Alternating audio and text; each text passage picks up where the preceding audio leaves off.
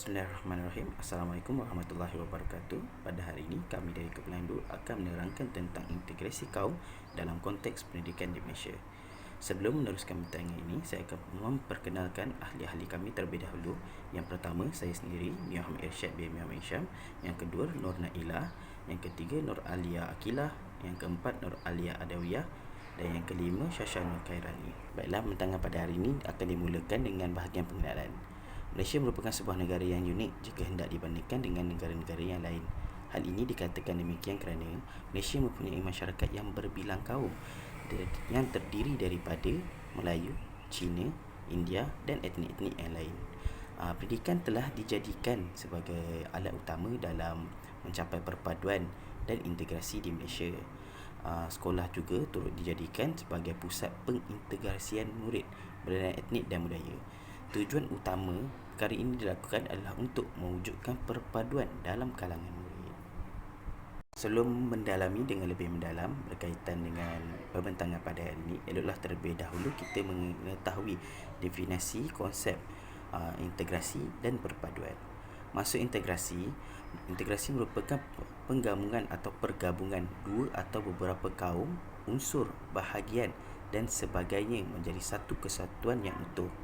Dalam konteks kajian pula, integrasi merupakan satu proses berterusan bagi mewujudkan satu identiti kebangsaan dalam kalangan etnik yang majmuk dan terpisah dari segi budaya, agama, sosial dan kawasan penempatan. Integrasi ini dipupuk melalui beberapa cara, iaitu melalui integrasi politik, sosial, ekonomi, kebudayaan, pendidikan dan pada peringkat wilayah. Dari segi perpaduan pula, maksud perpaduan. Perkataan perpaduan berasal daripada akar padu yang membawa maksud bergantung, bersatu, bercampur untuk menjadi satu, kukuh dan utuh, bermuafakat dan berunding bersungguh-sungguh. Dalam konteks kajian pula, perpaduan membawa maksud rakyat Malaysia yang berbilang kaum perlulah bersatu hati dalam pelbagai perkara bagi menyelesaikan sebarang bentuk masalah, bekerjasama antara satu sama lain, bermuafakat dalam semua hal dan berunding untuk bersatu supaya dapat menjadi satu bangsa yang kuat dan utuh. Okey, seterusnya saya Nur Alia Akilah binti Mat Lazin akan membentangkan tentang pengenalan dan cabaran. Untuk pengenalan, yang pertama, Malaysia mempunyai pelbagai etnik yang berbilang kaum. Yang kedua, rakyat Malaysia hidup bersatu padu termasuk dalam sistem pendidikan. Yang ketiga adalah cabaran. Cabaran yang dihadapi apabila murid-murid bersekolah di sekolah yang beraliran sama bangsa dan menyebabkan mereka tidak mengenali antara satu sama lain. Contoh isu-isu integrasi yang berlaku di sekolah dan berlaku di Malaysia adalah yang pertama, isu guru yang menimbulkan sensitiviti perkauman di sekolah melalui sosial media. Yang kedua, pentadbir sekolah mengasingkan sukan mengikut kaum. Dan yang ketiga, menolak satu sekolah untuk berbilang kaum. Yang seterusnya adalah cadangan penyelesaian. Cadangan penyelesaian yang pertama, KPM melaksanakan sistem pendidikan kebangsaan melalui aktiviti kurikulum dan pentaksiran. Yang kedua, mengasimilasikan nilai-nilai positif dalam diri pelajar. Dan yang ketiga adalah perpaduan melalui sukan. Assalamualaikum warahmatullahi wabarakatuh. Saya Nur Alia Adawiyah binti Abdul Wazawawi akan membentangkan tentang mini kajian kami. Pertama sekali, tujuan mini kajian ini dijalankan adalah untuk mengulas tentang integrasi kaum yang terdapat dalam sistem pendidikan di Malaysia. Kami telah mengambil pendapatan untuk menemu buah wakil daripada dua buah sekolah yang berbeza untuk mendapatkan dapatan yang lebih jelas. Antara objektif kajian kami ialah yang pertama, untuk mengenal pasti isu-isu yang berkenaan dengan integrasi kaum yang wujud di Malaysia, dan yang kedua, mengetahui kecekapan sistem pendidikan untuk memupuk perpaduan kaum di sekolah. Seterusnya adalah kaedah metodologi kajian. Penyelidikan yang kami jalankan adalah berdasarkan penggunaan pendekatan kualitatif untuk mengumpul data. Pendekatan ini merupakan satu kaedah untuk menyiasat tingkah laku, pemikiran, emosi dan pengalaman individu serta keadaan peribadi mereka. Penyelidikan jenis ini juga boleh menyelidiki perubahan dan kejadian yang berlaku dalam kehidupan manusia. Ia memberikan pemahaman yang lebih mendalam tentang perspektif dan gaya hidup mereka. Jadi, menurut pendapat kami, guru merupakan sampel kajian yang paling sesuai untuk kami menghubungkaitkan sesi temu bual kami dengan topik yang akan dibincangkan. Dalam proses pengumpulan data pula, kami memilih untuk menjalankan secara eksklusif dalam talian kerana terdapat kekangan masa dan juga kekangan jarak dalam menjalankan temu bual dengan informan kami. Kami mendapati bahawa Google Meet menyediakan cara komunikasi yang mudah untuk tujuan ini. Jadi sebelum memuktamadkan keputusan kami untuk menggunakan platform ini, kami terlebih dahulu telah meminta persetujuan daripada informan kami dan memaklumkan kepada mereka bahawa sesi temu bual ini akan direkodkan. Selain itu, pemilihan Google Meet juga didorong oleh fakta bahawa ia juga memudahkan proses penyoalan yang lebih tersusun dan kemas serta ia membolehkan kami untuk merujuk kembali dengan mudah jawapan informan untuk tujuan transkripsi. Sebelum mengemukakan soalan kepada informan kami berkaitan tujuan kajian, kami juga telah bertanyakan kepada informan beberapa soalan peribadi berkaitan nama, umur, tempat berkhidmat, subjek mengajar dan juga tempoh pengalaman pengajar sebagai rekod kajian kami. Dan ini adalah contoh-contoh soalan yang ditujukan kepada informan kami. Seterusnya adalah untuk dapatan mini kajian kami akan dibentangkan oleh rakan saya. Terima kasih. Dapatan kajian ialah hasil daripada apa yang saya dapat daripada jawapan informan-informan. Daripada soalan yang kami sediakan, iaitu apakah pandangan guru tentang integrasi kaum dalam pendidikan di Malaysia, wajar atau tidak? Okey, jawapannya ialah akan mengeratkan hubungan perpaduan. Kita tahu sendiri perpaduan kaum merupakan kunci keharmonian di negara kita.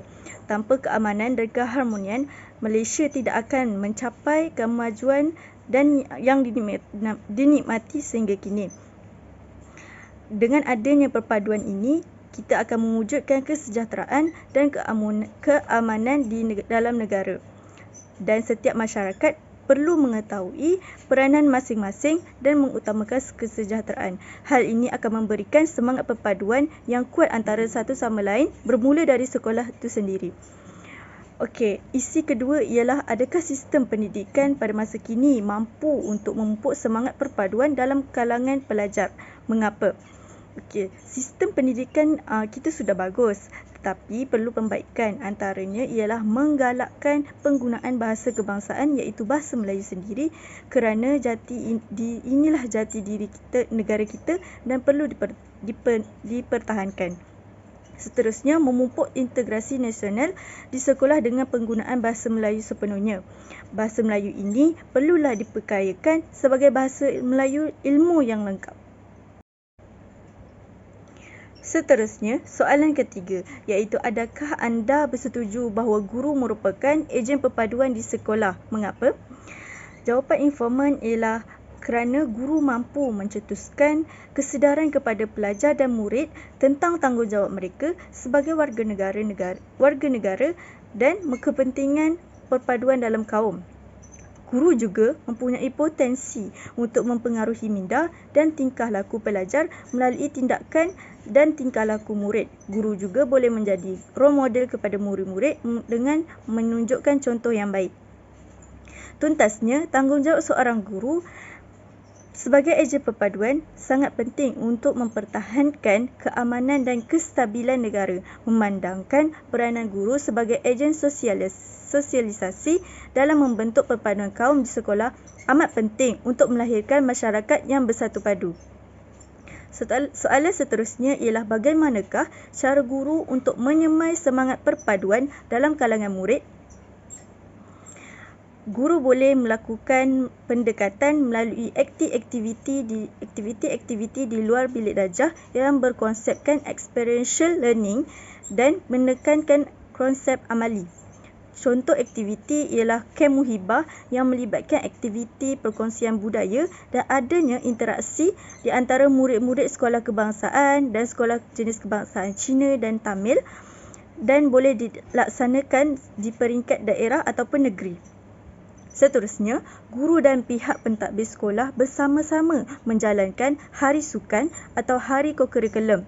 apabila diadakan hari sukan, mereka akan bekerjasama dan bertoleransi untuk menjayakan sesuatu sukan. Semua ahli sukan mestilah bersatu padu untuk menjadi juara tanpa mengira kulit, bangsa dan agama. Okay, seterusnya bagi topik perbincangan, kami menyediakan tentang langkah memupuk integrasi dalam pendidikan, yang mana dalam mengatasi isu-isu semasa yang berkaitan dengan integrasi kaum ini, antara langkah yang diambil adalah dengan didikan ibu bapa di rumah dari peringkat awal usia anak-anak. Ini dipanggil sebagai pendidikan tidak formal, yang mana melibatkan ibu bapa, keluarga dan masyarakat. Ibu bapa boleh menerapkan nilai-nilai murni terhadap anak-anak di peringkat awal, kerana peringkat ini mereka dalam proses untuk belajar.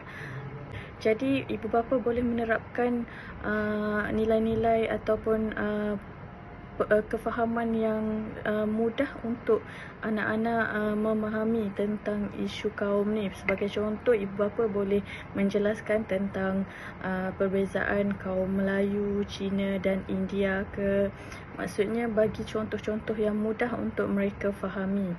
Okey, seterusnya pendidikan secara formal. Pendidikan secara formal ni adalah merupakan langkah yang diambil oleh Kementerian Pendidikan Malaysia, yang mana pendidikan formal ini bermula dari peringkat prasekolah, peringkat sekolah rendah dan sekolah menengah. Pendidikan formal ini dilaksanakan secara tersusun dan mengikut sukatan-sukatan pelajaran, yang mana boleh memberi kesan kepada perpaduan kaum di Malaysia. Antaranya dengan wujudnya subjek-subjek yang berkaitan seperti hubungan etnik dan juga pendidikan moral, yang mana guru-guru boleh menerapkan nilai-nilai murni dalam kalangan pelajar tu untuk mereka jadikan contoh dalam kehidupan mereka dan juga pergaulan mereka antara kaum. Topik yang seterusnya adalah berkenaan tentang pembelajaran melalui aktiviti di sekolah. Kementerian Pendidikan Malaysia juga menerapkan pembelajaran melalui aktiviti di sekolah selain daripada bilik darjah. Nilai perpaduan juga boleh diterapkan melalui aktiviti co-curriculum seperti aktiviti pakaian beruniform dan juga persatuan-persatuan di sekolah lah. Aktiviti di luar bilik darjah ni dia boleh melibatkan kerja berpasukan dan memerlukan kerjasama dalam kalangan pelajar itu. Jadi secara langsung aktiviti-aktiviti tersebut dapat membina hubungan antara kaum dan juga dapat dieratkan lagi dengan memberi peluang untuk mereka saling mengenali dan mengetahui tentang kepelbagaian antara kaum, untuk mereka tahu tentang budaya-budaya masing-masing, untuk mereka lebih kenal tentang perbezaan itu. Okey, seterusnya tingkatkan penguasaan bahasa Melayu. Perpaduan antara kaum ni boleh dibentuk dengan memberi perhatian kepada bahasa kebangsaan kita di sekolah. Pihak kementerian perlu menggalakkan penggunaan bahasa Melayu secara menyeluruh dalam kalangan masyarakat Malaysia bagi membentuk perpaduan negara.